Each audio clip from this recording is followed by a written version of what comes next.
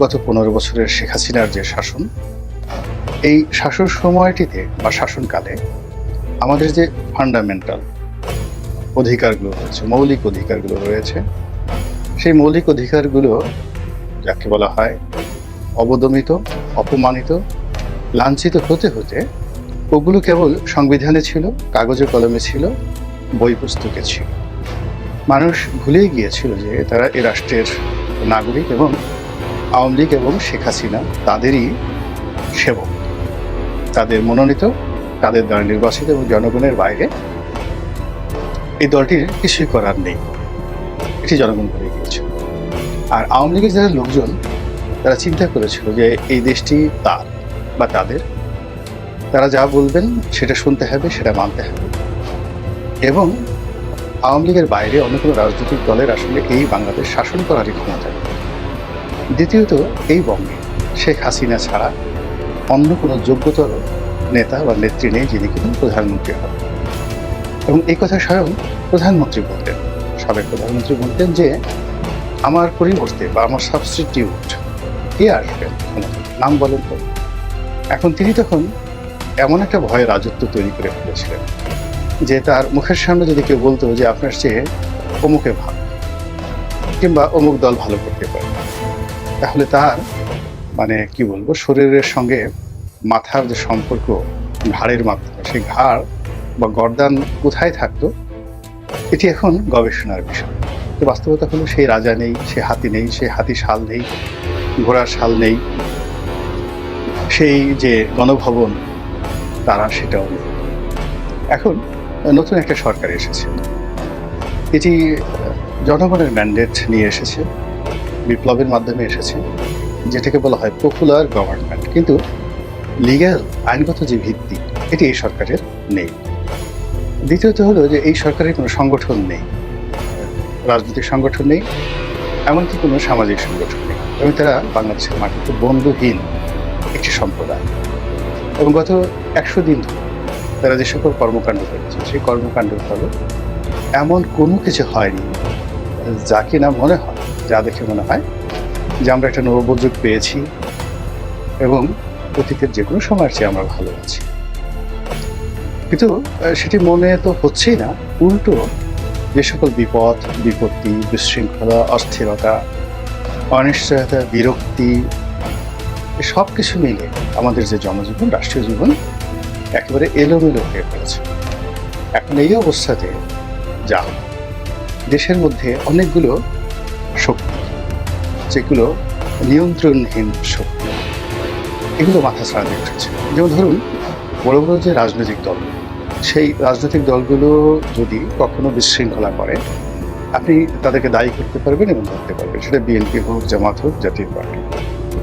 কিন্তু কোনো অসংগঠিত শক্তি, যেমন ধরুন কিশোর গ্যাং, কিংবা ধরুন এই যে রাস্তায় ছোট ছোট সংগঠন তারা দাঁড়িয়ে গেল, শত শত ছোট ছোট সংগঠন, টেকনাফ থেকে তেঁতুলিয়া পর্যন্ত বিভিন্ন নামে বেনামে চাঁদাবাজি করলো, ডাকাতি করলো, রাহাজানি করলো, আপনি এদেরকে নিয়ন্ত্রণ করতে পারেন। এবং যখন সমাজে অনিশ্চয়তা থাকে তখন ভদ্রলোকগুলো, যোগ্য লোকগুলো আত্মমর্যাদা এবং সম্মান বাঁচানোর জন্য পেছনে চলে, আর সামনের সারিতে চলে আসে অযোগ্য, অদক্ষ, বিরক্তিকর, মানে বিরক্তিকর। যেমন ধরুন গভীর জঙ্গলে রয়্যাল বেঙ্গল টাইগার থাকে, কিন্তু লোকালয়ে মানুষের বিরক্তি উদ্রেক করে কিছু প্রাণী আছে। তদ্রূপ একটি দেশে যখন রাজনৈতিক বিশৃঙ্খলা চলে তখন সত্যিকার অর্থে যারা প্রাজ্ঞ রাজনৈতিক নেতা, তারপর যোগ্যতর নেতা, তারা খামোশ হয়ে যায়, তারা চুপ হয়ে যায়।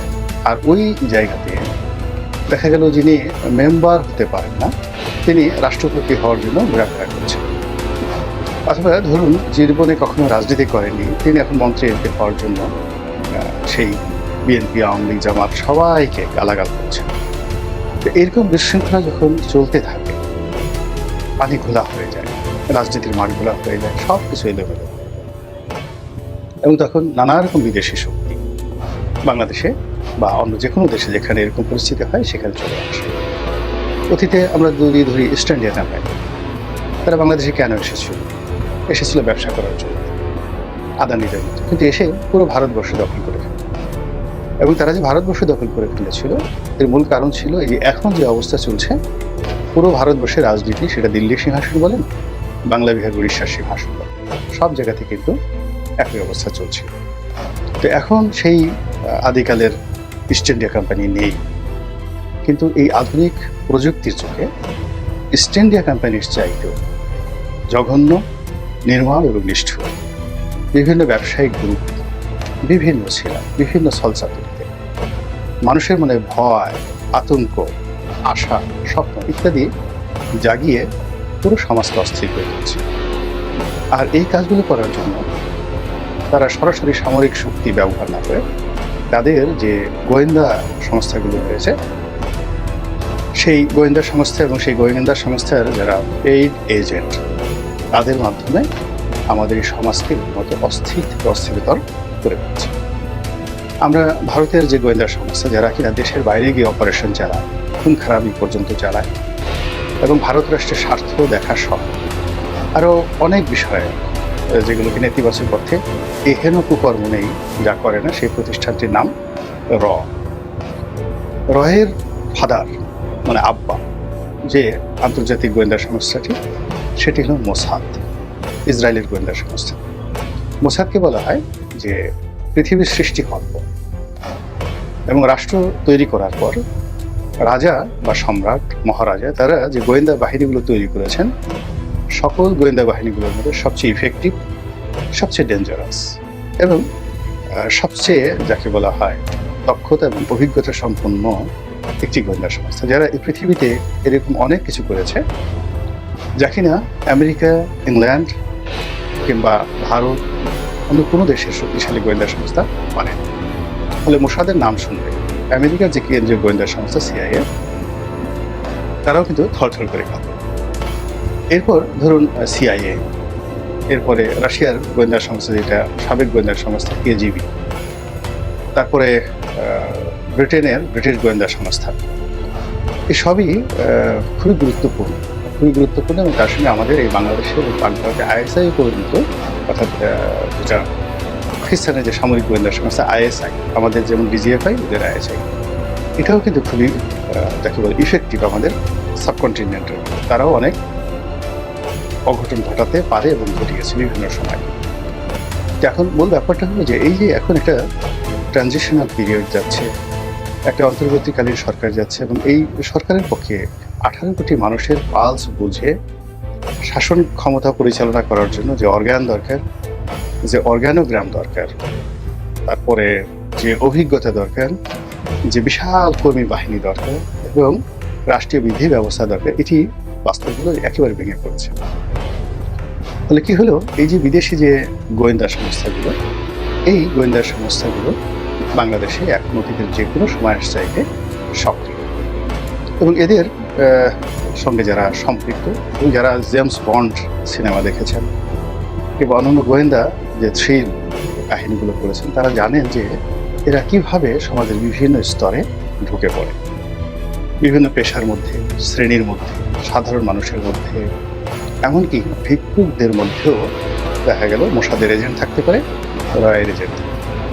শাহবাগ মোড়ে একজন ভিক্ষুক, সে ধরুন আপনাকে একটু থুথু মেরে দিল বা তার হাতের একটা লাঠি দিয়ে আপনাকে একটা বাড়ি দিয়ে দিল, বিশ্রী ভাষায় আপনাকে একটা গালি দিল এবং টার্গেট হলো। এর কারণ হলো যে আপনি বাংলাদেশে খুব একজন কর্তা ব্যক্তি, আপনাকে যদি মেন্টালি ডিপ্রেসড করা হয়, আপনার কাজের গতি যদি কমিয়ে দেওয়া হয় এবং এটি যদি একজন ম্যাথরকে দিয়ে করা সম্ভব হয়, ঝাড়ুদারকে দিয়ে করানো সম্ভব হয়, ভিক্ষুক দিয়ে করানো সম্ভব হয়, পথকলি মানে টোকাইদেরকে দিয়ে করানো সম্ভব হয়, আলটিমেটলি আপনার কর্মস্পৃহা করে। তো একটা সমাজে গোয়েন্দারা যে তৎপর, এটা বুঝতে পারবেন যে অযোগ্য এবং টোকাই প্রকৃতির লোক, যাকে বলা হয় সমাজের একেবারে প্রান্তিক লেভেলের, কেউ হয়তো গাঁজা খায়, কেউ হয়তো ফেন্সিডিল খায়, কেউ হয়তো ছিনতাই করে, এই মানুষগুলোর হাতে ক্ষমতা চলে এবং তারা অনেক কিছু করে, অপরাধ করে, আবার সমাজও নিয়ন্ত্রণ এবং সমাজে বুক ফুলিয়ে তারা ঘুরে। এরকম অবস্থা যখন আপনি দেখবেন, ধরে নেবেন যে পেছন থেকে এরকম কোনো দেশি বা বিদেশি চক্র এদেরকে লেলিয়ে দিয়েছে। এখন আমাদের যে বাংলাদেশের প্রেক্ষাপট, সেই প্রেক্ষাপটে কি হচ্ছে আপনারা যারা যার যার অবস্থানে আছেন সবাই বুঝতে পারছেন। বড় ব্যবসায়ী থেকে শুরু করে ছোট ব্যবসায়ী, মাঝারি ব্যবসায়ী, প্রান্তিক ব্যবসায়ী, সকলের মধ্যেই এক ধরনের অনিশ্চয়তা।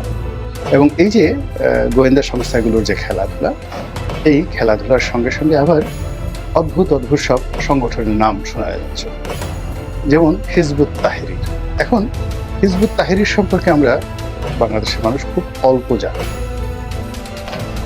কিন্তু এই অল্প জানার সুযোগে যেমন একটা সময় আল কায়দা ছিল বাংলাদেশে খুব আলোচিত হতো, বা অন্যান্য যে সকল জেএমবি গুরুত্বপূর্ণ যাকে বলা হয় রাজনৈতিক সংগঠন ছিল, সন্ত্রাসী সংগঠন ছিল, তো সেইগুলো এখন আর নেই।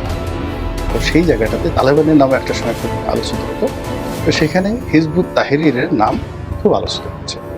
এবং সবচেয়ে বড় ব্যাপার হলো কে হিজবুত তাহরির, কে জামাত, কে হেফাজত, তারপরে কে ইসলামপন্থী, এই জিনিসগুলো, কে চরমোনাই, কে আহলে সুন্নাত ওয়াল জামাত, আপনি এই বিশাল 90% মুসলিম সম্প্রদায়, কে তাবলিগ, কে জুবায়েরপন্থী, কে সাদপন্থী, আপনি এর মধ্যে হিজবুত তাহরির কোথা দিয়ে কিভাবে যে ঢুকে গেল বা ঢুকে গিয়েছে এবং তারা যে কী করছে, একান্ত যারা এই বিষয় নিয়ে গবেষণা করেন তারাও কিন্তু বুঝতে পারছেন না। এই কারণ হলো পৃথিবীর সবচেয়ে বড় অরণ্য হলো জনার। সুন্দরবনে কোনো কিছু খুঁজে পাওয়া সম্ভব, আমাজনের জঙ্গলে খুঁজে পাওয়া সম্ভব, কিন্তু জনগণের মাঝে, বিশাল জনগণের মাঝে যদি কেউ হারিয়ে যেতে চায়, কেউ মিশে যেতে চায়, আপনি তাকে খুঁজে পাবেন না, কেউ কখনো খুঁজে পায় না। এখন আমাদের দেশের ইসলামপন্থী মানুষগুলো, ধর্মপ্রাণ মানুষগুলো, আল্লাহ এবং রাসূলে বিশ্বাস করা মানুষগুলো, এরকম 90% মানুষের মধ্যে যদি হিজবুত তাহরির নামক সংগঠনটি ঢুকে যায়, এদেরকে আলাদা করার কোনো রকম মেকানিজম এবং মেশিন কোনো রাষ্ট্রের হাতে থাকে না, এমনকি আমেরিকার হাতে। এগুলি মতো সামাজিক সংহতি এবং সুষ্ঠু রাজনৈতিক ধারা, প্রগতি, এই জিনিসগুলো দিয়ে ধীরে ধীরে ধীরে ধীরে এদেরকে মোকাবেলা করতে হবে। এখন যে অবস্থা তৈরি হচ্ছে, সেই অবস্থাতে মানে বাংলাদেশ সকল অপকর্মের একটা অধিক্ষেত্র, বাংলাদেশকে সকল অপকর্মের একটা অধিক্ষেত্র বানানোর জন্য, মানে golden triangle of criminals and crime, সমস্ত বিদেশি শক্তিগুলো চেষ্টা করে যাচ্ছে। আপনি আফগানিস্তানের কথা চিন্তা করেন, এটাকেও কিন্তু একটা গোল্ডেন ট্রায়াঙ্গেল বানিয়ে ফেলেছিল রাশিয়া এবং আমেরিকা। এখন এদের খপ্পর থেকে এই তালেবানি সরকার অল্প কয়েকদিন দেখেন, তার মধ্যে তারা এই রাষ্ট্রটির যে উন্নয়ন, অভূতপূর্ব উন্নয়ন করেছে, এটি আপনি আফগানিস্তানে বা কাবুলে না গেলে বুঝতে পারবেন। আবার এই একই জাতি গোষ্ঠীকে তারা কিন্তু এই কোকেন দিয়ে, গাঁজা দিয়ে, চরস দিয়ে, যুদ্ধ দিয়ে, অস্ত্র দিয়ে এমন পর্যায়ে করে ফেলেছিল, যার ফলে পুরো দেশটি বারুদে ভরে গিয়েছিল।